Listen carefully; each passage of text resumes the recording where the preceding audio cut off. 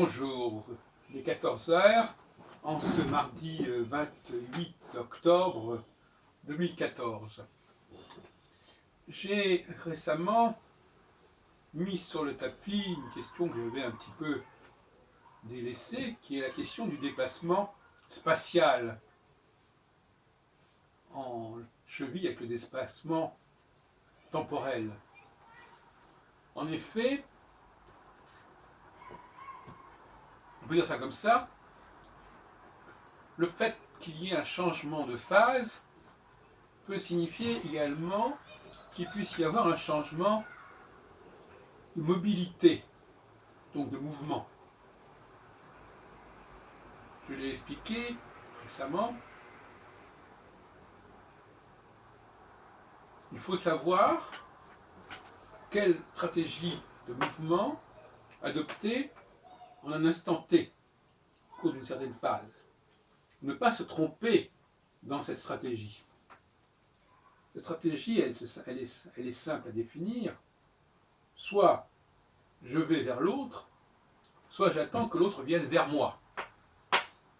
Donc déplacement dans un sens ou dans l'autre. Et c'est toute la différence. Au cours de notre existence, nous avons pu observer ce genre d'alternance spatiale, cinétique.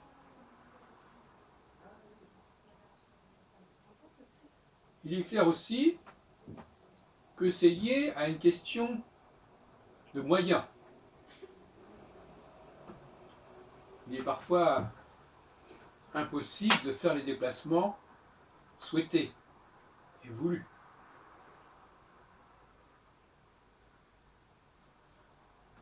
Il faut savoir que lorsqu'il y a des déplacements, ça coûte plus cher au niveau de son organisation.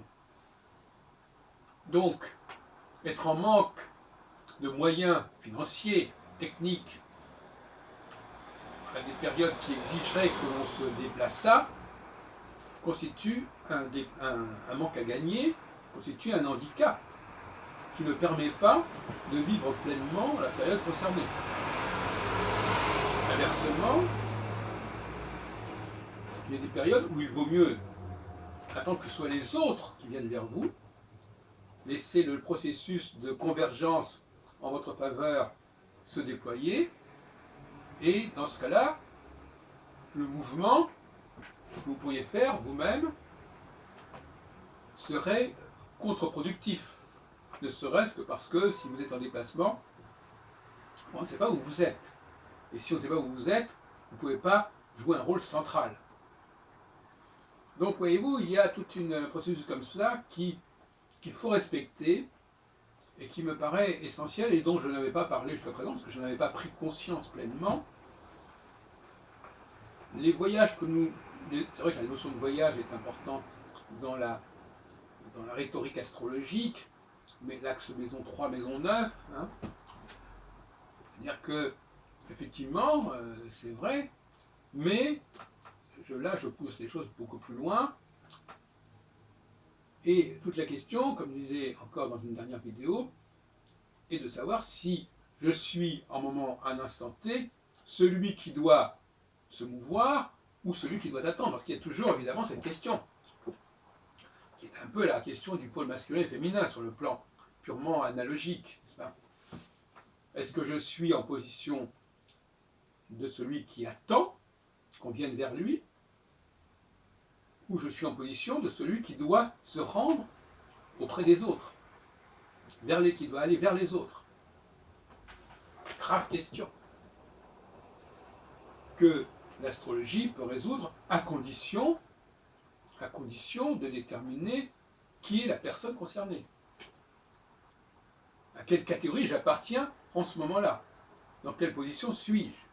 Suis-je dans la position de celui qui doit se déplacer, qui doit aller sur place, ou suis-je dans la position de celui qui doit rester sur place, qui doit attendre que les autres manifestent l'instrumentalisme comme étant un élément de rendez-vous, un élément de convergence? Ça, c'est une question d'appréciation, parce qu'il est évident que lorsqu'il y a un mouvement de A vers B, il y en a un qui bouge, l'autre qui ne bouge pas. C'est d'ailleurs, entre parenthèses, le cas de la conjonction de Saturne avec les étoiles fixes. C'est bien Saturne qui va vers les étoiles fixes et non pas les étoiles fixes qui vont vers Saturne. Ça c'est clair. On a déjà cette notion de déplacement. La différence, c'est qu'à un moment donné, il va vers l'étoile fixe, mais à un autre moment, il s'en sépare, il s'en distancie. Donc on voit bien qu'il y a aussi là une double signification. Est-ce que je suis dans une phase où je dois, si je considère l'autre comme étant l'étoile, et moi comme étant la planète, est-ce que je suis dans la position de moi qui vais vers la planète, vers l'étoile, ou de moi qui m'éloigne de l'étoile? Voyez-vous, on a cette même problématique en fait, sur le plan analogique.